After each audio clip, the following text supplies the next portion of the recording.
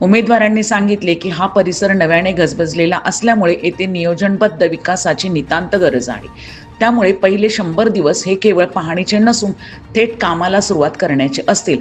परिसरातील भाजी विक्रेत्यांसाठी नियोजित व स्वच्छ भाजी मंडई उभारण्यावर भर देण्यात येणार आहे।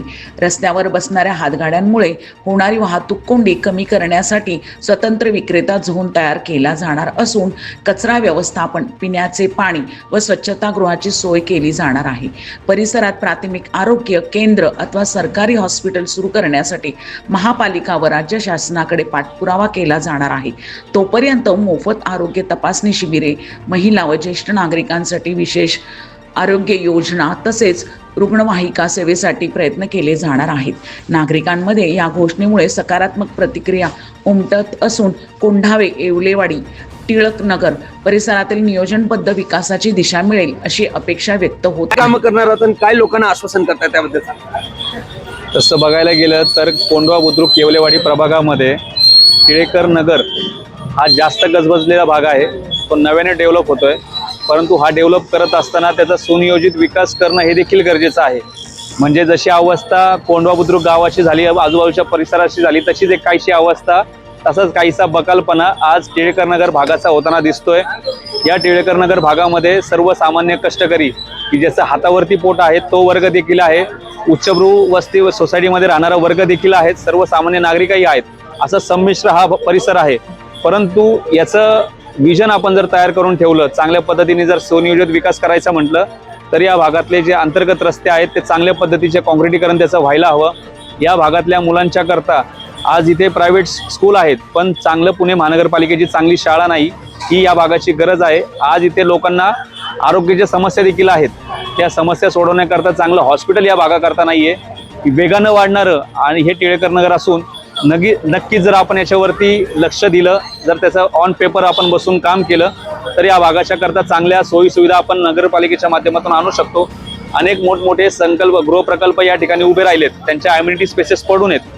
त्याच्याकरता या भागातल्या नागरिकांच्या करता आज आम्ही टिळेकर नगर भागामध्ये फिरतोय, रस्त्यावरती फिरतोय। आजही इथले रस्ते चांगले झालेले नाहीत। महानगरपालिकेमध्ये समावेश होऊनही इतके वर्ष झालेत तरी साधे डांबरी रस्ते देखील या भागामध्ये नाहीयेत। त्याच्यासोबत बऱ्याच ठिकाणी स्ट्रीट लॅम्प देखील नाहीयेत। नागरिकांना आरोग्याच्या समस्या आहेत, त्या होतात कशाने? रात्री अपरात्री पाणी येतं, अपुऱ्या प्रमाणामध्ये पाणी येतं, कमी दाबाने पाणी येतं, पाण्याची वेळ फिक्स नाही, रात्री अपरात्री 2 वाजता पाणी येतं। त्याच्यामुळे नागरिकांना आरोग्याच्या समस्या निर्माण झालेल्या आहेत आणि म्हणून निश्चितपणे पहिल्या 100 दिवसामध्ये खऱ्या अर्थानं बघायला गेलं तर नवीन मोठमोठे प्रोजेक्ट्स त्याच्यापेक्षा आपल्याला इथल्या मूलभूत समस्यांवरती पहिलं चांगलं काम करावं लागणार आहे। इथे चांगले रस्ते तयार करत असताना चांगले ड्रेनेज लाईन पुढच्या कमीत कमी 20 वर्षानंतरचा विचार करून, कारण आता जर आपण एखाद्या लेनला बघितलं तर तिथे त्या लेनला सपोज धरून चला 1-2 हजार लोकसंख्या आहे, पण तीच लोकसंख्या पुढच्या 5 वर्षांनी 10,000 पण होऊ शकते।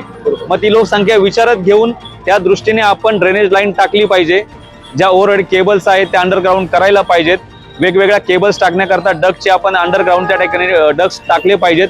अशा अनेक गोष्टी आहेत। रेन वॉटर लाईन टाकली पाहिजे, त्याच्यानंतर काँक्रीटचे रस्ते व्हायला पाहिजे, जेणेकरून या भागाचा, या अंतर्गत रस्त्यांचा काँक्रिटीकरणाचा विषय पण मार्गी लागेल, लोकांना चांगले रस्ते पण मिळतील। या भागामध्ये आम्ही फिरतोय, अनेक भाजी विक्रेते रस्त्यावरती आहेत, त्यांना हक्काची जागा मिळत नाहीये। त्याच्यामुळे त्यांना चांगल्या पद्धतीची भाजी मंडई नुसती तयार करणे नाही तर ती तयार केलेली भाजी मंडई, गाळे जे आहे ते नियमावलीप्रमाणे त्याचं वाटप करून सर्वसामान्य नागरिकांना हक्काची स्वतःची भाजी मंडई आणि त्या भाजी मंडईतलं गाळे आम्ही उपलब्ध करून देऊ। पाण्याचे प्रश्न देखील निश्चितपणे सोडू। जवळच इथे केदारेश्वर पाण्याची टाकी आहे, त्याच्या माध्यमातून पाण्याचा जो प्रश्न आहे, त्यामुळे या कोंढवा बुद्रुक आणि परिसराचा विचार करता प्रत्येक भागाला वेगवेगळ्या पद्धतीने पाण्याचं नियोजन आपल्याला करता येईल। याच्याकरता आमचा पहिल्या 100 दिवसामध्ये नक्कीच प्रयत्न असेल। आज नागरिकांच्या समोर आम्ही जातोय, तसं बघायला गेलं तरी तर सर्वसामान्य नागरिक आहेत, रोजचं ते आयुष्य आपल्या कष्ट करतायत। परंतु एक गोष्ट प्रकर्षाने जी आम्ही ऐकली होती ती आज प्रकर्षाने आम्हाला जाणवली। या भागातल्या नागरिकांवरती एक प्रकारचा दबाव आहे, कोणीतरी त्यांना दडपशाहीच्या माध्यमातून त्यांची गळचेपी करते। तू घर बांधलं तर तुझं घर पाडतो, तू माझ्याकडून मटेरियल विकत घे, अशा अनेक गोष्टी त्या ठिकाणी दमदाटी करून त्या नागरिकांना भीतीचं वातावरण या परिसरामध्ये आम्हाला बघायला भेटतंय। परंतु अनेक नागरिकांनी खासगीमध्ये असा विश्वास व्यक्त केला की पहिल्यांदा तुम्ही आज आमच्यापर्यंत आलात काँग्रेस पक्षाच्या माध्यमातून आम्हाला विश्वास वाटतो की ही दडपशाही तुम्ही झुगारून टाकाल, आणि म्हणून नागरिकांनी एक वचन आम्हाला दिलंय, तुम्ही काळजी करू नका, येणाऱ्या 15 तारखेला मतदान पेटीमधून या भागातून जास्तीत जास्त मतदान हे काँग्रेस पक्षाला आणि काँग्रेस पक्षाच्या या तिन्ही उमेदवारांना झाल्याशिवाय राहणार नाही. कारण नागरिकांनी पण आता ठरवलंय की या भागातली दडपशाही आता आपल्याला उपटून टाकायचे, हाताच्या पंजाने या भागाचा दुष्काळ केलेल्या कमळाला उपटून टाकायचंय असं नागरिकांनी प्रण केलेलं आहे. आणि मला नक्की विश्वास आहे की येणाऱ्या 16 तारखेला प्रभागाच्या इतर भागांपेक्षा या टिळेकर नगर भागातून आम्हा तिघांना नक्कीच चांगलं मतदान झालेलं दिसेल. दादाची अजून एक प्रश्न असा राहील, या भागात महापालिकेचे रुग्णालय दवाखाने अपुरे पण पडतात. लोकसंख्या तुम्ही म्हणता एवढी मोठी आहे आणि पुढे भविष्यात वाढू पण शकते, त्या बाबतीत तुम्ही काय नियोजन करणार? एकंदरीत एखाद्या भागाचा पुणे महानगरपालिकेमध्ये समावेश झाल्यानंतर लोकसंख्येप्रमाणे त्या भागाच्या करता शाळा, त्या भागाच्या करता रुग्णालय, त्या भागाच्या करता क्रीडांगण अशा वेगवेगळ्या सोयी सुविधा पुरवण्याचं काम महानगरपालिकेचं असतं. परंतु आज आपण जर बघितलं की वाढत्या नागरीकरणामुळे या भागातली लोकसंख्या दिवसेंदिवस वाढते, अनेक मूलभूत समस्यांवरती ताण येतोय, वाहतुकीची कोंडी या भागामध्ये होते. आपण सांगितलेला रुग्णालयाचा विषय जर या भागामध्ये आपण बघितलं तर प्रायव्हेट रुग्णालय भरपूर आहेत आणि राहणारे नागरिक हे सर्वसामान्य आहेत, दिवसभर काबड कष्ट करतात, पैसे मिळवतात. अशा नागरिकांना रुग्ण हक्क व त्यांना मिळणार आहेत का? जर आरोग्याच्या समस्या झाल्या तर आरोग्याच्या सोयी सुविधा त्यांचा जो हक्क आहे तो त्यांना मिळणार आहे का? तर याच्याकरता येणाऱ्या भविष्य काळामध्ये ससूनच्या धर्तीवरती आपल्या दक्षिण पुण्याकरता कोंडव्यापासून कात्रजपर्यंत असेल एक चांगलं सुसज्ज सर्व सोयी सुविधा युक्त असं प्रशस्त हॉस्पिटल जे पुणे महानगरपालिकेचं असेल, जिथे ब्लड ग्रुप चेक करण्यापासून मोठमोठे ऑपरेशन सर्जरी हे फ्री ऑफ कॉस्ट होतील, सर्वसामान्यांना परवडतील अशा अल्पदरात देखील होतील, अशा पद्धतीचं हॉस्पिटल बांधण्याचं आमचं विजन आहे. निश्चितपणे नागरिकांना ज्यावेळेस त्यांच्या समोर आम्ही गेल्यानंतर हे विजन सांगितलं, त्यांना देखील ही संकल्पना आवडली आणि त्यांनी देखील विश्वास व्यक्त केला. या जर गोष्टी तुम्ही करणार असाल, शिक्षण आणि आरोग्यावरती तुम्ही जर आमच्याकरता लक्ष देणार असाल तर निश्चितपणे आमचा पाठिंबा हात तुम्हालाच आहे आणि या भागामध्ये यंदा नक्की हाताचा पंजा आपल्याला दिसेल. शेवटचा प्रश्न राहील दादाशी, मतदानाला अवघे काही बोटावर मोजणे इतकेच दिवस राहिले, तर तुम्ही जी फिरणार आहात त्याबद्दल काय तुम्ही रूपरेखा रचना बनवली त्याबद्दल पण? आता मतदानाला अवघे आज 6 तारीख, 15 तारखेला मतदान आहे, 13 तारखेला प्रचार संपतोय. आमचं नागरिकांना एकच आव्हान असणार आहे की आम्ही तिन्ही उमेदवार आम्ही तुम्हाला कसल्याही प्रकारचं होम मिनिस्टरच्या माध्यमातून महिलांना साडी वाटप करणार नाही, परंतु आमच्या माता भगिनींसाठी आम्ही चांगल्या प्रकारचा मॅटर्निटी होम बांधू. कारण त्या मॅटर्निटीच्या माध्यमातून जवळपास 2 ते 3 लाख रुपये आमच्या महिलांचे खर्च होतात. पुढच्या वॅक्सिनेशन करता 40-50 हजार रुपये खर्च होतात. आम्ही कसल्याही पद्धतीने आमच्या तरुण सहकाऱ्यांना पुढे अयोध्येला नेणार नाही, महाकालला नेणार नाही, परंतु आमच्या तरुण सहकाऱ्यांच्या करता आम्ही चांगल्या पद्धतीची व्यायामशाळा बांधू, त्यांना व्यायामाची गोडी लावू. आमच्या तरुण कार्यकर्त्यांना त्याचप्रमाणे विद्यार्थ्यांच्या करता चांगली लायब्ररी उभारू. अशा अनेक गोष्टी आहेत की ज्या या सर्वसामान्य नागरिकांना माहीत देखील नाहीत, पण आपण फक्त टॅक्सेस भरतोय. त्यामुळे या गोष्टींची जाणीव त्यांना करून देऊ आणि निश्चितपणे आमचं विजन ऐकत असताना नागरिकांच्या देखील डोक्यामध्ये प्रकाश पडतो की अरे ह्या गोष्टी नगरपालिका करते का. निश्चितपणे त्यांना आम्ही समजावून सांगतोय, आश्वासन नाही तर आम्ही त्यांना विश्वास देतोय की ह्या गोष्टी होऊ शकतात. आपण फक्त या निवडणुकीच्या वेळी आपल्या पुढचं आयुष्याचं किंवा आपली पुढची पिढीचं भविष्य सुरक्षित करण्याकरता काँग्रेस पक्षाला हाताच्या पंजाच्या चिन्हासमोरचं बटन दाबा आणि या तिन्ही उमेदवारांना, मग मी स्वतः दादाश्री कामटे ड मध्ये असेल, रोहित साळवे अ मध्ये असेल, अलका बदे क मध्ये असेल, आम्हा सर्वांना बहुमताने आपण निवडून द्या. निश्चितपणे ही स्वप्न न राहता ती प्रत्यक्षात आणण्याचं काम आम्ही तिघेजण नक्कीच करू.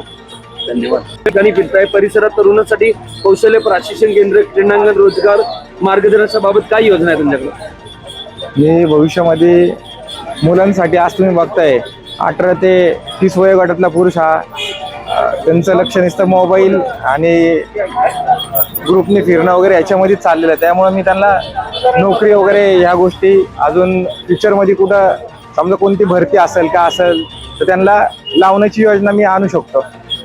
आता पहिलं खेळायला पटांगण पण असायचं, तर आज प्रत्येक सोसायटी बघा, प्रत्येक गल्ली बोळ बघा, प्रत्येक ठिकाणी मोठ्या मोठ्या बिल्डिंगी एका 4-4 गुंठ्यात 5-5 मधल्या बिल्डिंग उभी राहिल्या. त्यासाठी तुम्ही काय करणार आहात? मी इथं लहान मुलं वगैरे असतील त्यांच्यासाठी मी क्रीडांगण वगैरे आणि या गोष्टी करेल आणि प्रयत्न करेल, मी असं आश्वासन देतो. महिलांसाठी सुरक्षा नाहीये, रोड चांगले नाहीयेत, घराघरात आम्हाला ही समस्या दिली गेली आहे. अच्छा, तर त्यासाठी तुम्ही काय म्हणजे काय महिलांना काय आश्वासन केलं तुम्ही? आम्ही बोललो त्यांना की प्लॅम्पेट वाटताना हे सगळ्यांना आम्ही सांगितलं की आज तुम्ही आम्हाला साथ द्या, आम्हाला सभागृहात भांडण्यासाठी आम्ही तुमच्या सगळ्या समस्या सोडू. अच्छा हा. आज मी त्यांना असं तर लोकांकडनं तुम्हाला रिस्पॉन्स कसं काय आला? लोकांकडून खूप छान रिस्पॉन्स आहे. खूप खूप छान रिस्पॉन्स आहे. तर तुम्हाला या बारीला वाटतंय की नक्की पंजा चमकेल यावेळेस? हो, चमकणार, 100% चमकणार. यावेळेस तुम्हाला नक्की वाटतंय की बदल घडणार, लोकांकडनं बदल घडणार, तुम्हाला वाटतंय? हा, वाटतंय. कॅमेरामॅन पियुष भाटेसह पारस मुथा यांचा रिपोर्ट.